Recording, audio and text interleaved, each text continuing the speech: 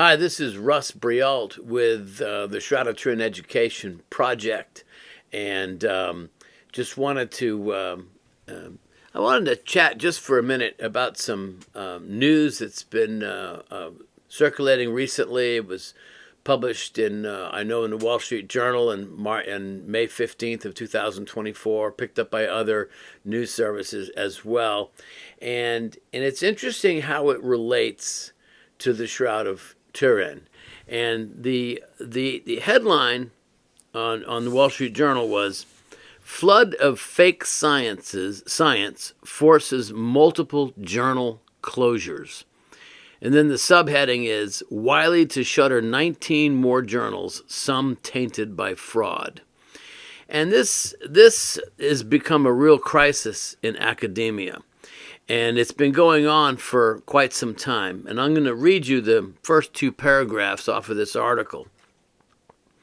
And fake studies have flooded the publishers of top scientific journals, leading to thousands of retractions and millions of dollars in lost revenue.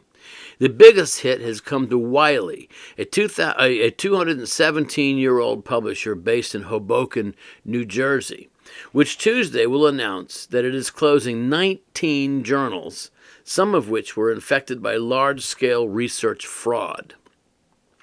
In the past 2 years, Wiley has retracted more than 11,300 papers that appeared compromised, according to the spokesman, and closed 4 journals. It isn't alone. At least 2 other publishers have retracted hundreds of suspect papers each.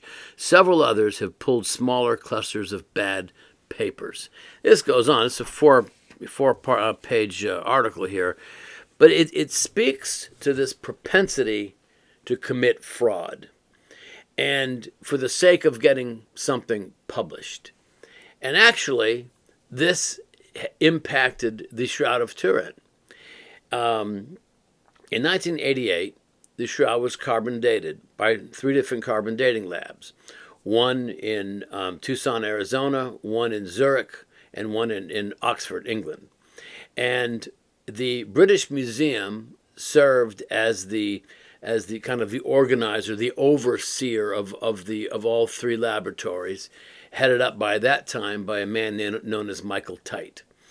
And so these labs did their research, and then they submitted all their research to Michael Tite at the British Museum, who then compiled everything and submitted it to the British journal called Nature.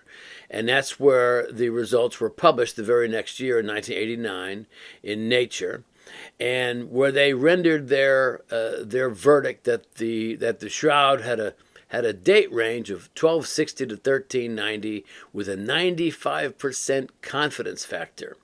And so I guess that was the end of the story, right? The Shroud is nothing more than some kind of a medieval fake, according to the carbon labs. But then information leaked out, eventually realizing that they didn't cut 3 samples from 3 different locations. They cut 1 sample from the outside corner edge, exactly where it had been held and handled hundreds of times, literally held up physically, at their corner with it's 14 feet long. So if you're going to hold it horizontally on a platform, you're going to have several clerics in a row, probably 5 or 6, each holding on to a section of the cloth, in particularly that exact corner that was cut for carbon dating. In fact, we know that there are over 275 such public exhibitions held in between 1413 and 1694. And so, if you were looking for the worst possible sample location, well, then you'd cut right from where they cut, which is that outside corner edge. But that's not really what I'm talking about here with respect to this article.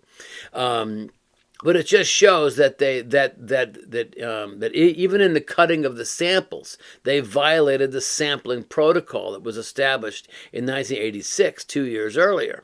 And there are many other things that were violated, and it's but having said that, what we realized is that the British Museum did not give to nature all of the raw data. And so they withheld some of the data. And why did they do that? We asked for all the data to be released to us, to researchers, to analyze and assess for 30 years. Until finally, under the duress of a Freedom of Information Act in 2017, a French researcher by the name of Tristan Cassabianca, he was able to obtain access to all of the raw data. Took him 2 years to assess it all, published the results of his work in a peer-reviewed journal known as Archaeometry, which is actually published by Oxford itself. And lo and behold, we find out that there were many dates that were excluded from the final paper. And why were those dates excluded? In other words, you had many outliers that were older, many outliers that were younger, and so it was suggested then that sample that was cut was not homogeneous. In other words, it was not fully representative of the entire shroud.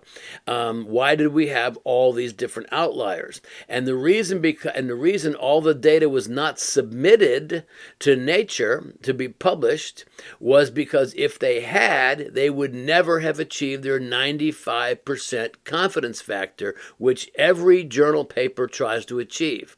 And so what did they do? They fudged the data. They withheld data on purposely so they could achieve a 95% confidence factor, which gets right back to this paper. It's almost like cut from the headlines of the news right now.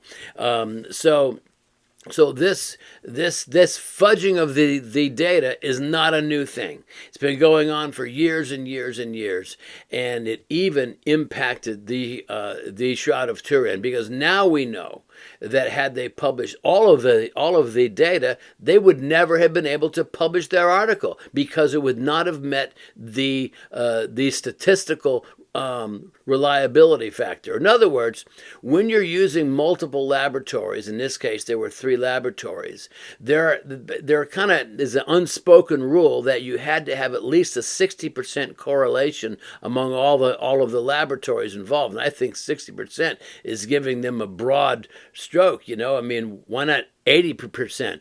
But when they factored in all of the data that was excluded, guess what? The interlaboratory correlation dropped down to 29%.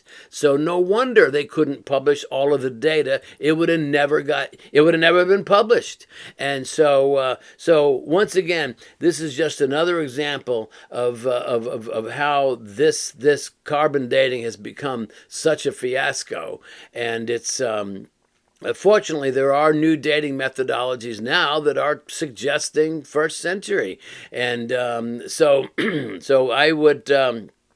So I think at best what we can say is that the carbon date that was done in 1988 is inconclusive, really, because we don't even know what they dated, because there's evidence to suggest that it was part of a medieval reweave, that there's the introduction of cotton and other materials in that corner that was cut, yet there's no cotton anywhere else on the shroud. So we don't even know what we dated. But I just wanted to bring up this with this latest article of so much fraud and so much fake science. I mean, we all knew about fake news. I guess we didn't know about fake science, but apparently there's a lot of that going on too, and it even impacted the Shroud of Turin. Thanks for tuning in.